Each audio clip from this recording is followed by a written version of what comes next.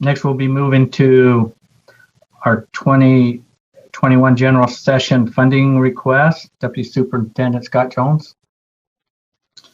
Yes, sir. In the interest of time, Chair, if it's okay, turn it over to our fiscal analyst, Del Frost, for presentation on this item. Okay, please do. Del Frost, Yes, I'm here. Thank you, Chair Huntsman. So I will quickly, so this depends on how the board wants to move forward, if at all, with prioritizing funding. If you remember last, thank you for showing that. Last month, we provided those items that were reduced from the 2020 session, just for your information. I also would like to show, Angie, I think you're controlling that. Can you bring up the USBA, USSA legislative priorities?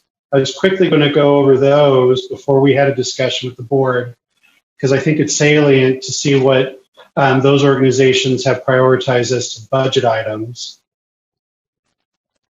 Do you have that, Angie? I do. I was just taking me a minute to get to it. So that's what you wanted right there. Is that correct? Yes. So, and there was a question on whether I can show the Excel spreadsheet during the conversation in case the board wants to add priorities, change priorities, this rather than just a PDF. This was a starting place. So while Angie's bringing up the USBA document, what I created was just a blank kind of starting place for priorities. Okay, so I'll get back to that. Thank you, Angie. So I don't want to speak for USDA, but I do think it's important to see what their priorities from a budget standpoint are. They, in their first slide here, expressed appreciation for the commitment of things that were aligned with that House Bill 357 discussion we had, which was funding enrollment growth, an inflationary factor, and creating some sort of working rainy day fund or stabilization account. So can you go down to the next slide? So the next slide shows the key ongoing legislative priorities for USBA. And those are a WPU increase of 4% to attract, develop, and retain quality staff and educators. They also acknowledge the House Bill 5011 that restores and moves towards restoring that WPU increase that was part of the 2020 general session over time. The two new items they have here, and these actually are very similar to budget items prioritized last year, which was $5 million for to from transportation to move us closer to the 85% of state support. There was $5 million appropriated last session, but that was taken away with all new increases in the special sessions, and then an additional $500,000 for the necessarily existent small school program. Can you go to the next slide? So they have some one-time priorities, $40 million of one-time funds to address COVID-driven expenses, and then $30 million last year one-time was appropriated for school safety upgrades or other local priorities. And it's my understanding that that's a continued request from USBA. There are a number of policy requests that I'm not going to go into in further detail, but you can study those. I do want to bring up, there were two on the policy request that related to our discussion earlier on Constitution Amendment G. And that you can see here, we support the Utah Constitution that designates income tax as a dedicated revenue source to fund public ed. And then they also said we support the principles outlined in SJR 9 and 357 from the 2020 legislative general session. So I don't want to speak for them, but I think it's important for our budget discussions that you are aware of those points, those priorities for USBA. I'll stop there. Any questions on this document? Thank you. I've got one that might be relevant to the board here. It's about managing expectations. I'm sure our LFAs are working hard and trying to figure out what's in the pot or what's going to be available. Have you heard any indication of when their numbers will be coming in? We can go through this exercise. Well, we could go through this exercise and mirror and do a few things, but it comes back to the numbers. What's coming where? Another piece of this might have something to do with the constitutional amendment that's coming up too. So do you have any feel for what the LFAs have been saying for any kind of availability or projections? Scott, do you want to take that since you've been more in line? Chair Huntsman, from my perspective, revenues are always uncertain, so much more uncertain this year, and that's a real challenge. The normal calendar is around December. We get an update on projected revenues, and it's not until February that we actually get consensus revenues. I have not heard. The only other thing I can add is in the last EAC meeting, there was no change to the revenues other than some technical fixes. And so what does that mean in terms of new revenues? It's really hard to tell. I would say it's probably safer to assume leaner revenues this year than a normal year, but I don't have more information. Okay. Well, thank you. This is Scott. Scott? Yeah, and I just want to remind everyone too, normally this time of year, we're on that, deadline, so to speak, in accordance with the Budgetary Procedures Act to forward or provide the Governor's Office of Management and Budget your, what you recommend or would like to see as far as, funding goes ahead of the next legislative session, which is 21, and for fiscal year 22. So as I said in my earlier presentation, for now, I think time is on our side. We're not pressing for you to necessarily make any kind of decisions today. We did put it as an action item in case you wanted to, but we really wanted to make sure that we put in front of you what the field, so to speak, Utah State Board Association, your Superintendent's Association, which ultimately becomes the JLC during the session, has put out as their priorities. They're in their fall sessions of the series of meetings, of board meetings at the local level, and this was part of their presentation. So, we just wanted to make sure that we're clear on that. We're not on the same kind of tight timeline or deadline that we have been in the past. I mean, it's important. We still need to go through this exercise and make sure. But then I'll add, specifically to the revenue, I think we're in a place right now where, enrollment growth and the WPU value, we need to set, if we don't do it this month, we can do it next month, but we need to get clear on that. And then, to Dale's point, as we start to see estimates, or if there's any change in the estimates at all in your December meeting or your January meeting prior to the legislature, of course, we'd let you know and let you update that. But, I think we're on a good timeline that, we can systematically go through this this month, next month, December, your January meeting, and get to what right looks like when we have a lot more detail on, revenue estimates, if there's any changes along those lines. So, my recommendation is if it pleases the board, if you want to start the process this month, you can. If you don't, that's fine. We can take this information and look to start that process in November or December timeline, with the ultimate goal of being clear on, what your priorities are before the gavel drops for the start of the 21 legislative general session. I hope that helps, sir. Thank you.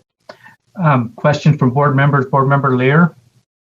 Yes, thank you. I have a question about Dale's summary of the USBA priorities, which was really helpful because some of us couldn't face one more Zoom meeting to listen to that discussion, and I still hope to do that. But you had on there a 6%, the USBA, and I want to make sure I'm understanding you, or correct me if I'm not, that the USBA was seeking a 4% WPU increase. And then I think the next page also said it kind of included the expectations if SJR 9, et cetera, 357, 5011 pass, not that, no, they just the constitutional amendment passes that then will trigger those others. So are they asking, is USBA requesting a 4% WPU increase or effectively a 10% WPU increase? Chair, may I answer that question? Yes, Dale. The way I've interpreted these bullet points, and I might be wrong in that, but it seems like that the USBA is urging the legislature to fund as much of House Bill 511 as is possible, and in addition, the 4% increase. Now, House Bill 511, kind of as we discussed before, requires a floor towards that 140 million, but it really depends on revenues availability. So I think it's safer to say it would be the intent is to restore as much of the WPU increase as possible from last session, which is 6%, and then to seek a new WPU increase. And so it would be closer, rather than netting that from the 6%. Now I could be wrong, but that's how I interpret it. Does that help? So it does. And just let me make sure I understand. So you're saying your understanding is as much as possible of the 6%, which might be 1%, which might be 6%, but then at least or above as much as possible a 4%, not just a 4%, not just a 4%. And so I think that's what you're saying, right? Chair, may I? Yes, maybe yeah. An example could be clear. As you know, it might take a few years to pay off that 140 million, if that makes sense, which was part of that 6%. But let's say it took three years to do that, and every year the legislature increases the WPU by 3%, right? So that would be, that would be 3%, 3%, 3%, and then over that time, that additional 6%. Does that make sense? So if you're able to do in 1 year, it would be that 10% increase. Yeah, it's kind of hard to understand, but not your fault. Budgeting, I don't know why we make it unnecessarily difficult. I don't know. Chair, this is Scott. But just for clarity, if we were to sum it up, it would be the 4% request, and as much as the legislature will apply to 5011. I think that's the best way to put it. And I get that right from the source. 4% request, okay, and as much as the legislature will apply to HB 5011. Okay. Thank you, Scott. That's helpful. Thank you both. Okay, Board Member Davis. Yes, I would echo that from Deputy Superintendent Jones. Based on my meeting, I was in the meeting where they discussed that, and I thought that was what their intention was as well. My question is more of a sort of a timeline formatting kind of question. Last year, we had these big debates about our budget requests and priorities, and part of the big debate was the WPU amount versus all of the other line items that we were requesting. And as I've thought about ways to mitigate some of the angst that seems to have been on our board. I'm wondering if we could consider, we don't have to decide this today, but just to get people thinking, one, that whatever we do vote upon, that we just automatically consider it always in draft form until we get that final number from the legislature about the revenue. Because what we did last time was we voted and several people thought there wouldn't be enough money to cover what we voted and we were going to harm our relationships, but then there turned out to be enough money when we did get the revenue. So I'm wondering if we could just stay in draft form in our understanding until we do get that revenue final number. And then the other question is something to think about, and maybe there are pros and cons, but could we provide 2 requests and maybe not as a 1, 2, 3, 4, 5 WPU increase as number 1 and then line items as 2, 3, 4, 5, but rather a WPU increase request and then on a separate document 1, 2, 3, 4, 5 individual line items. And then in the long run, if something happens and the legislature does have to make a reduction on WPU, they know that these are our priorities here. And that may have to fluctuate as it moves. But those are 2 things that I thought could be mitigators from what we experienced last year, and certainly open to debate and other thoughts, but wondering if we could start thinking about that. Scott, do you have a response, or Dale? Chair, this is Scott. Absolutely. There's the fundamental or the core process that we're taking. We're open to providing side by side, or as Board Member Davis described, because again, I feel strongly that for now time is really on our side. We don't have that hard deadline like we did in the past. That at this meeting we'd have to make that proposal to the Governor's Office of Management and Budget. It's important though that we stay on the timeline. But procedurally, that Board Member Davis described, I think staff could facilitate that. Dale, do you have anything to add to that? I think it's a great idea, Chair, if I may. Let me just clarify, Member Davis, is your second suggestion so that we don't have a WPU versus programmatic budget priorities, but we can still be clear on here are our programmatic budget priorities that are specifically enumerated? Is that kind of where you're coming from? That they can be both equal priorities, or that they are high priorities? Is that yes. Yes, because last year there was a fear, because we didn't stay in a draft form until the complete revenue picture was provided. There was a fear that all of those numbered priorities could potentially be kicked out simply to fund the WPU. And so my thought was that could be something to mitigate that potential. Good. So Deputy Superintendent Scott Jones, that's something you might be able to work on and bring back in a format so we can have an opportunity to work on that with an exhibit on our screens. And okay, thank you. Yes, Board Member Cannon.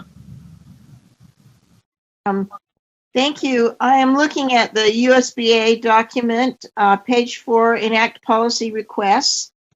And the second bullet says they support the Utah Constitution that designates income tax as a dedicated revenue source to fund public education. And then below it, the next bullet says we support the principles outlined in SJR 9 and HB 357 from the 2020 Legislative General Session. Are they putting both of those in there to hedge their bets on whether or not the Amendment G passes, or does anyone know the rationale behind putting both of those in? Because they would seem to be having different stances on Amendment G. Chair, would you like me to answer that? This is Yes. Angie. Angie. Yes, Angie. Great. Board Member Cannon, I think when I read that, I might read it a little differently than you do, because I would, I guess I don't want to say argue, but I would state that Constitutional Amendment G actually does currently designate income tax as a dedicated revenue source to fund public education.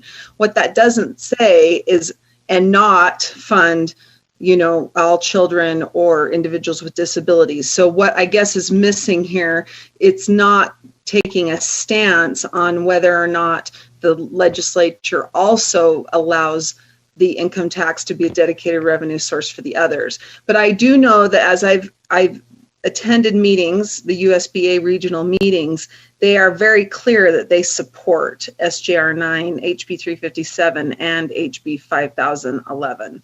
So I think that the last bullet is really what their position is. And I think part of what the second bullet is stating is the same thing that you did as a board when we had those 4 overarching principles, that it was really important to not completely eliminate the constitutional earmark. And so I think they support maintaining the constitutional earmark. And this just doesn't address the fact that it also now is a dedicated source potentially for other uses. Okay, thanks, Angie. Chair Huntsman, if I may, Yes. it's Scott. Yeah, Scott. So, if it pleases you and the board, we could have, representatives from USBA at your next meeting, just to further develop this process with them. I mean, so that they can go down to, but I completely concur with Deputy Superintendent Stallings. It's just an option if you would like.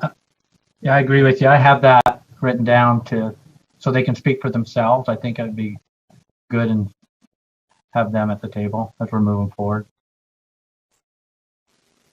Okay, looking for hands. Board Member Lear, is your hand still up for something else? No, Okay. sorry about that. I'm taking it down. No, I Going away. looking Thoughts? for hands. Okay, well, we've got some work to do for our next meeting, Scott. So thank you for that presentation. Let's continue on. Our next is request for statutory changes. That's Deputy Superintendent Stallings. Turn the time over to you. Thank you, Chair.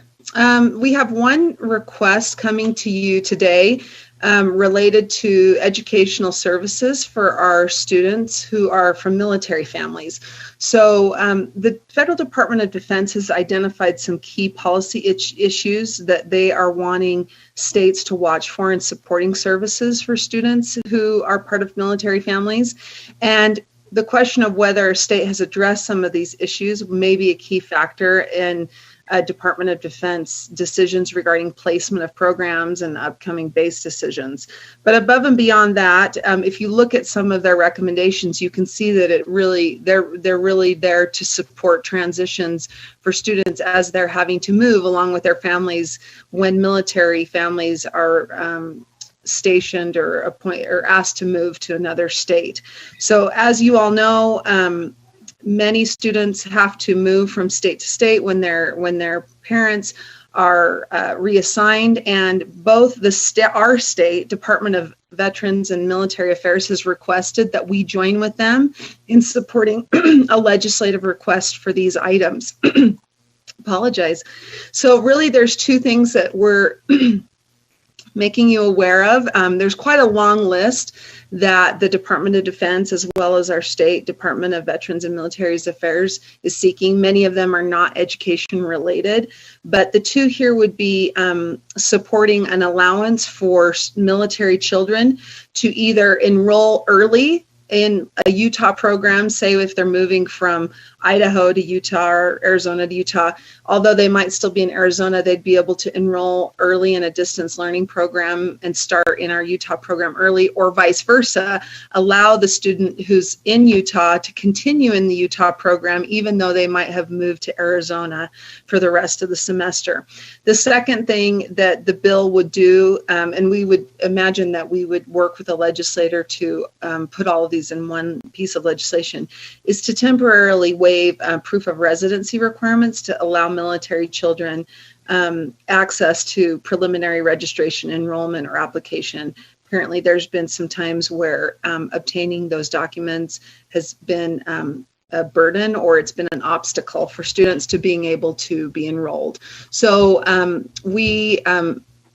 just proposing these for you today. Our staff also supports us and thinks it would support our students and military families, and I'm happy to answer any questions. Okay, Scott Hansen. Thanks, Chair. And thank you, Deputy Superintendent Stallings. Had some experience in a couple of cases that I worked on with the military compact, and I guess this would be adopted into that as kind of companion legislation. But I fully support especially the early registration. That creates a huge problem for military families when they come into the state, want to register early so their kids can hit the ground running and show up and can't get classes or anything because they've just transferred the day before school starts and haven't had a house established or anything. So it really has created some real issues for people that I'm personally aware of, and I think this is really a good idea.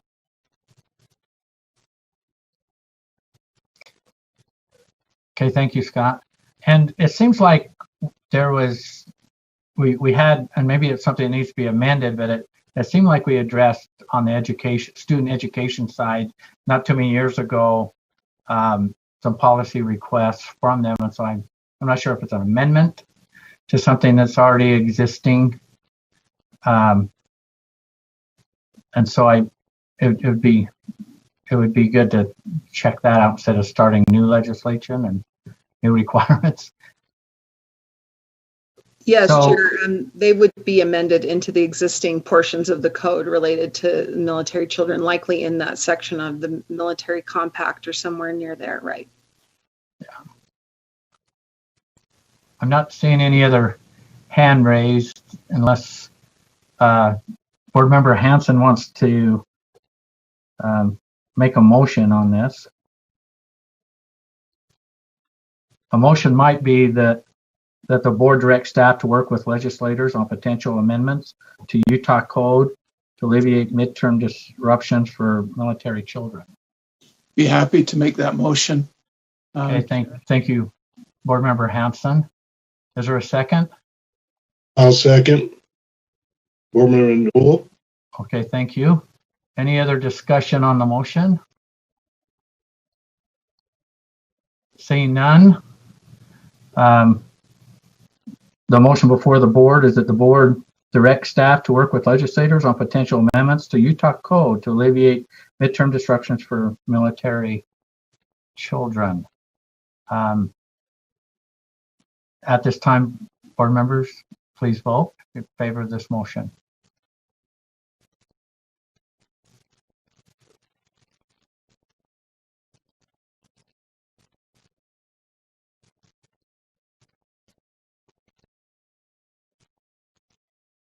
Voting is complete and the motion passes unanimously.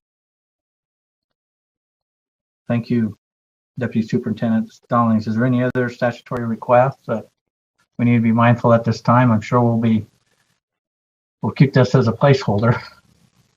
Yes, no other staff requests for this month. Okay. Board members, I'm not seeing any hands up or anything. So let's move to our next